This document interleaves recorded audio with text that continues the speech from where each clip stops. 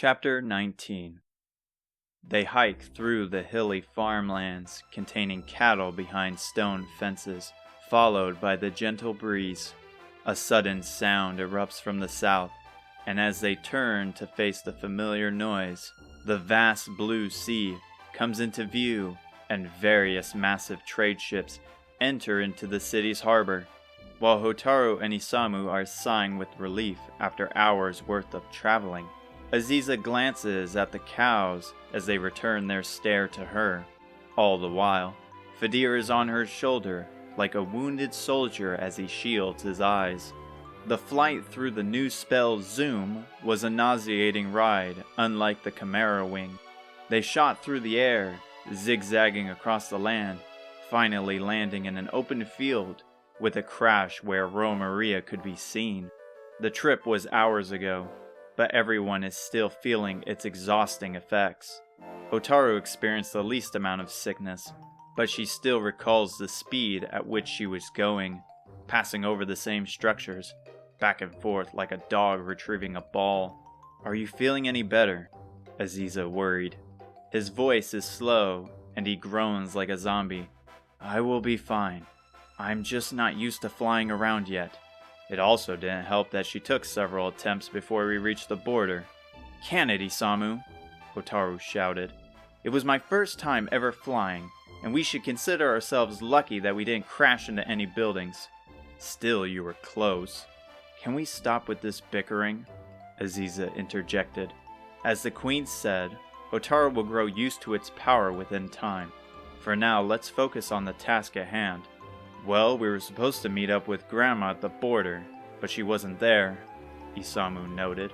"Perhaps she had important business back at her kingdom," Fedir muttered, removing himself from Aziza's shoulder. Aziza hovers her arms around him as he limps forward. As she continues to watch him, she ponders. If it's anything like last time, the King of Ortega might know. She always seems to inform the sovereigns of our approach. "So you think another trial awaits us?" Hotaru questioned, with Aziza following up on her theory. "Most likely, and I have a feeling it won't be easy." "So far nothing has been easy," Hotaru thought. The gate to the city comes into view, and at its entrance are dozens of loud, bustling citizens roaming the narrow streets. The two thin sidewalks on opposite ends are nestled between the large, full road and stacked squared tenements, like boxes perfectly placed atop each other. The buildings are painted in bright colors that draw the people's eyes to the open doors with welcoming signs. Some belong to civilians as their homes, while others are businesses full of fresh stock, with store owners shouting and waving people in. Finally, on the center of the street is the road for carriages full of supplies as they enter or exit from the nearby harbor district. "This is not what I expected," Isamu commented. "It's even better." "You know of Ortega?"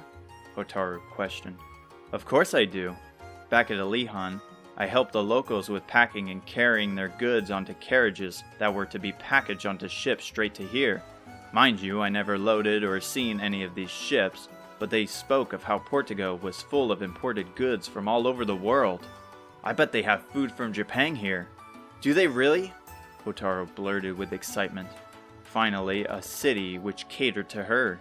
She did not care for the nightlife of Asham, and though she enjoyed Isis, nothing compares to a bustling city. Occasionally, Aliahan had goods brought from places like Japan. Her mother always saved up some gold to purchase special ingredients which could only be grown in Japan's soil. It was a way to keep memory of her original home. Fedir perks up, full of life. "I bet the cathedral here has tons of tomes about foreign religious artifacts and leaders." "Shouldn't we be heading to the castle first?" Aziza said. "Though some snacks from around the world do sound pleasing." The mood goes sour. Aziza was correct, and unfortunately they don't have much gold to begin with, and must compromise on what to get. "You're right," Hotaru sighed. "But after that we go shopping. I say after all the stress we went through, we deserve it." The castle presents itself like a grand opening to a once-in-a-lifetime show. Many people of status march past them, coming through with goods from all across the land.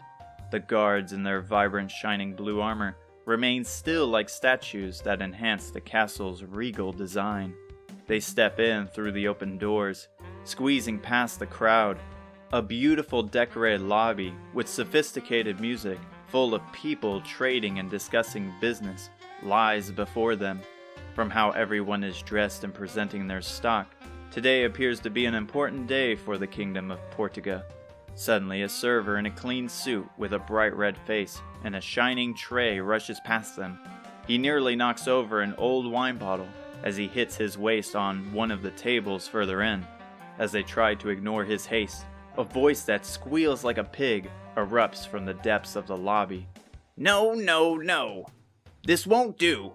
The eyes of every guest pans over to a large dining table. Their conversations stop, yet the music still plays. Sitting alone at one of the widest tables is a large, young, bear-like man in royal blue robes. He has his hands wrapped around sparkling silverware that he slams down with every sentence. He yells at the same waiter from before, whose hand shakes the metal tray, as if he were playing along with the unfazed musicians nearby. Most of the kings Hotaru has met so far have been stout in stature, but the man before them is a glutton. He has stains of food on his oversized bib, and food sprays out of his mouth when he speaks. She is disgusted by the man, but must speak with him. It was what Pimiko lightly requested as Aziza suggested. She, however, is hesitant to push forward as he keeps screaming like a spoiled child. "You call this a meal for a king? Make it again this instant!" he shouted, pointing to his plate. The food atop the golden plate is a beautiful sizzling steak with a delectable aroma and an egg with golden yolk like the sunset, as well as some fresh grown vegetables that make his spread shine. "I'm sorry, Your Majesty. I will return shortly." As they gawk at the impatient king, an older gentleman dressed as a butler greets them. "Greetings, travelers of Aliahan. Queen Pimiko has debriefed us of your arrival. As you can see, we have a need for your assistance." Thank the goddess, she thought, thankful for the butler as if he was a messenger sent from the heavens. Hotaru suddenly stops, looking to the king, then back to the calm and stoic butler.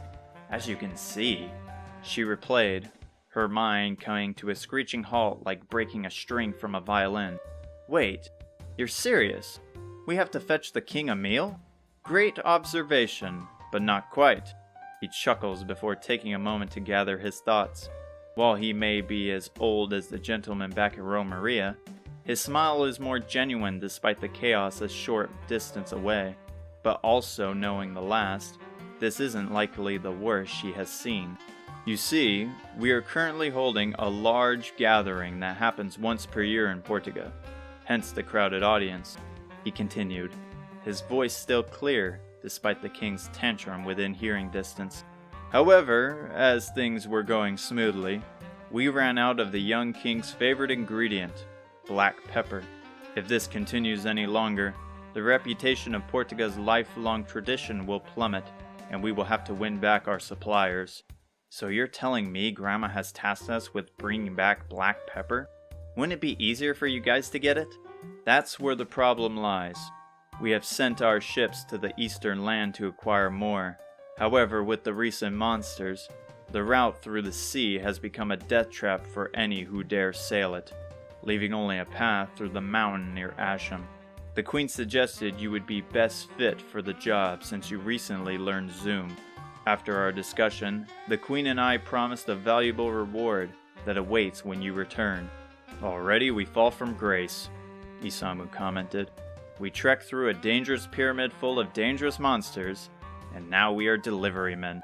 "After what we went through, I will gladly take an easy task," Fedir added. "All right, we will help you," Hotaru answered, agreeing with Fedir's sentiment. She has been through so much dread within the last few days, a change of scenery would be nice. He softly claps his hands together. "Thank you so much." He pulls from his blue coat pocket a letter that is already rolled, as if he had this planned from the start. "In a cave near Asham is a dwarf named Nordy. Present this missive to him and he will explain the rest." How much longer is this gonna take? I'm starving here, the king interrupted. As the servers panic behind him, as if the world is coming to an end, he places his hand across his chest. I suggest you please hurry. So much for shopping, Hotaru moaned with the others following suit.